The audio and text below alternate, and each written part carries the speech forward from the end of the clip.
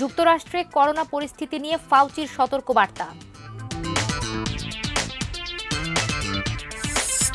পরমাণু কেন্দ্রে পরিদর্শন বন্ধ চায় ইরানের পার্লামেন্ট। নিজ প্রশাসন গোছাতে ব্যস্ত বাইডেন, লড়াই চালিয়ে যাবেন ট্রাম্প।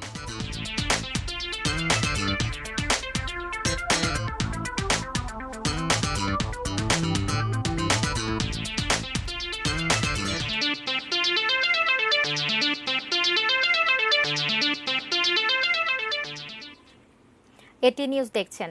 দেশের বাইরের খবরাখবর নিয়ে আমাদের প্রতিদিনকার নিয়মিত আয়োজন অ্যারাউন্ড দ্য ওয়ার্ল্ডে আছি আমি জান্নাতুল ফেরদাউস কবিতা।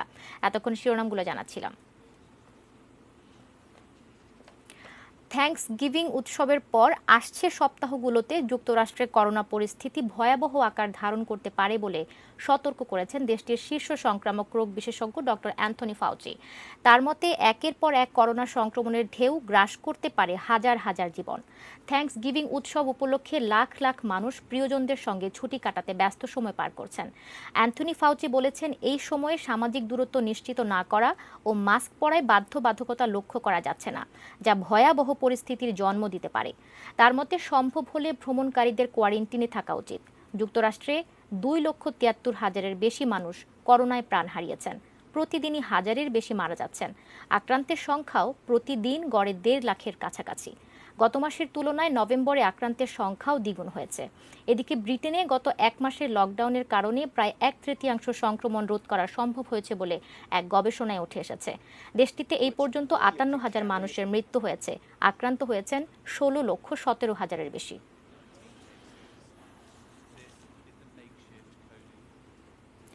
করোনার টিকা নিয়ে এক স্বেচ্ছাসেবকের অসুস্থতার অভিযোগ নাকচ করে তার বিরুদ্ধে 100 কোটি রুপিরও বেশি মানহানির মামলা করেছে ভারতের সেরাম ইনস্টিটিউট।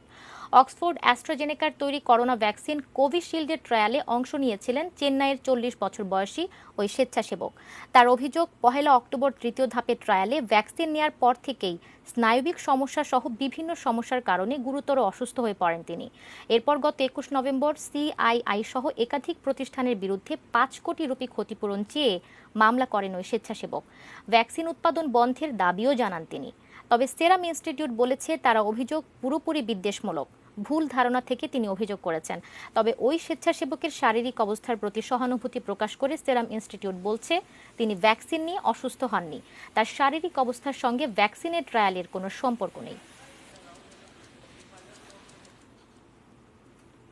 শীর্ষ পরমাণু বিজ্ঞানী মোহসেন ফখরিজাদে হত্যাকাণ্ডের ঘটনায় পরমাণু কেন্দ্রে আন্তর্জাতিক পরিদর্শন বন্ধের দাবি জানিয়েছে ইরানের পার্লামেন্ট। রোববার পার্লামেন্টের সদস্যরা যৌথ বিবৃতিতে এই দাবি জানান।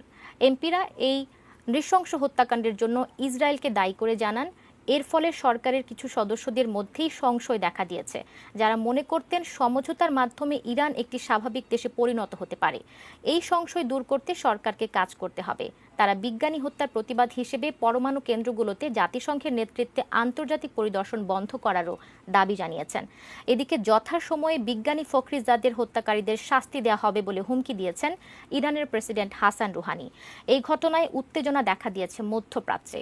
কাতারের পর এই হত্যাকাণ্ডের নিন্দা জানিয়েছে তুরস্ক।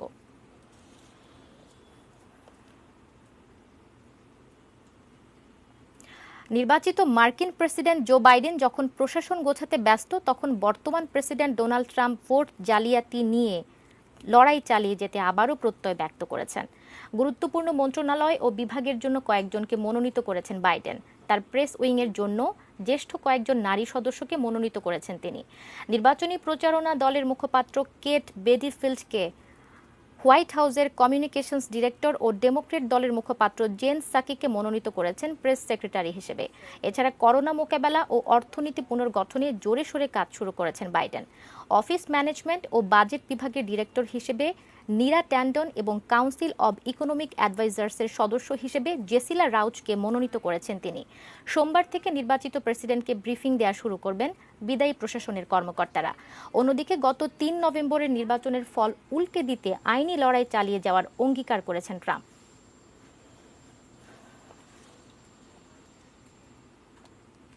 অ্যারাউন্ড দ্য ওয়ার্ল্ডের এই পর্যায়ে একটি ছোট্ট বিরতি নিচ্ছি। ফিরে এসে অন্যান্য খবরের সঙ্গে আরও যা থাকছে।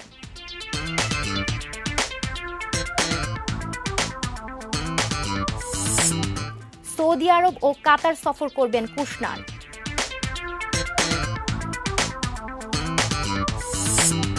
টুইটারে বানোয়াট ছবি, ক্ষমা চান চীনকে অস্ট্রেলিয়া।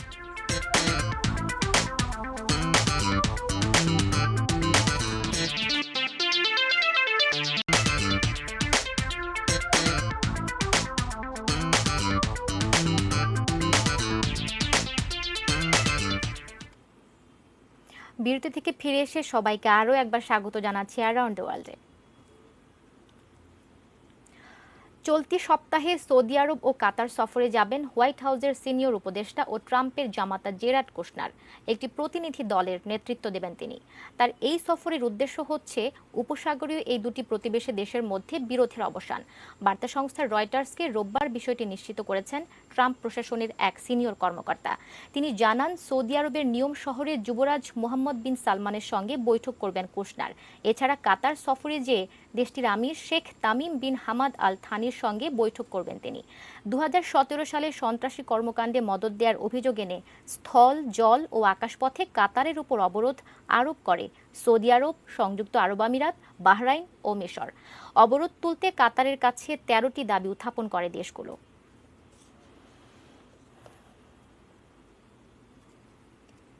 টুইটারে বানোয়াট ছবি পোস্ট করায় চীনকে ক্ষমা চাইতে বলেছে অস্ট্রেলিয়া। একটি ছবিতে দেখা যায় আফগান শিশুকে হত্যা করছে এক অস্ট্রেলীয় সেনা। এই ধরনের ছবি ছাপার জন্য চীনের লজ্জাবোধ করা উচিত বলে মন্তব্য করেছেন অস্ট্রেলিয়ার প্রধানমন্ত্রী স্কট মরিসন। সোমবার টুইটারে ছবিটি পোস্ট করেন চীনের পররাষ্ট্র মন্ত্রণালয়ের মুখপাত্র লি জান ঝাও। এমন এক সময়ে এই ঘটনা ঘটল যখন দুই দেশের মধ্যে রাজনৈতিক উত্তেজনা চলছে।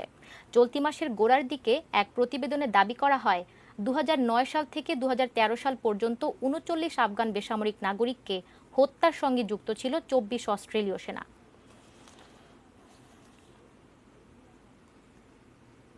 তহবিল ও চিকিৎসা সংকটের কারণে আফ্রিকান দেশগুলোতে করোনার চেয়ে ম্যালেরিয়ায় মৃত্যু বাড়তে পারে। সোমবার বার্ষিক প্রতিবেদনে এই সতর্কবার্তা দিয়েছে বিশ্ব স্বাস্থ্য সংস্থা। জাতিসংঘের এই সহযোগী সংস্থা বলেছে, উন্নত চিকিৎসা সহায়তা না পেলে করোনা ও ম্যালেরিয়ায় নতুন করে মহামারী দেখা দিতে পারে সাব সাহারান দেশগুলোতে।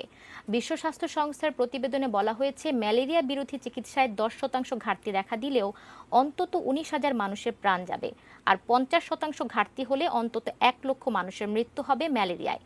হুর আফ্রিকা অঞ্চলের পরিচালক ডক্টর মাতসিদিসো মোয়েতি বলেছেন, করোনা পরিস্থিতির কারণে ম্যালেরিয়া মোকাবেলা কঠিন হয়ে পড়বে। তিনি করোনার পাশাপাশি মশাবাহিত রোগটি নিয়ন্ত্রণে পর্যাপ্ত আর্থিক সহায়তা দিতে উন্নত দেশগুলোর প্রতি আহ্বান জানিয়েছেন। 2019 সালে বিশ্বব্যাপী 2,29 লাখ মানুষ ম্যালেরিয়ায় আক্রান্ত হয়েছিলেন।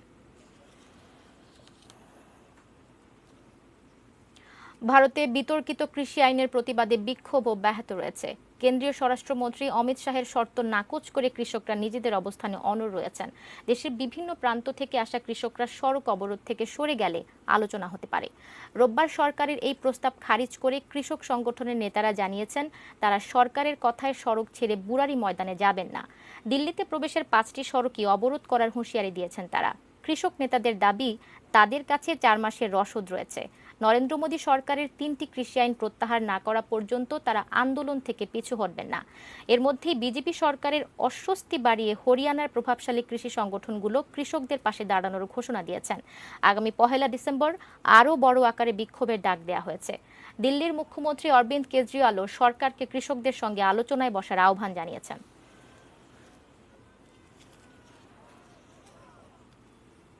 অ্যারাউন্ড দ্য ওয়ার্ল্ডের আজকের আয়োজন শেষ করব, তবে যাবার আগে শিরোনামগুলো আরও একবার।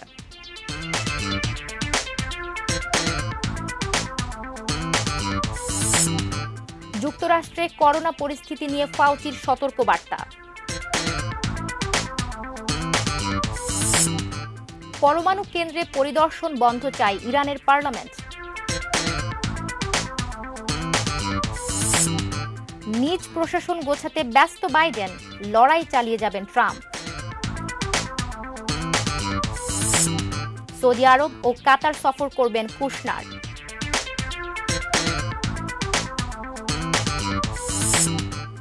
টুইটারে বানোয়াট ছবি, ক্ষমা চান চীনকে অস্ট্রেলিয়া।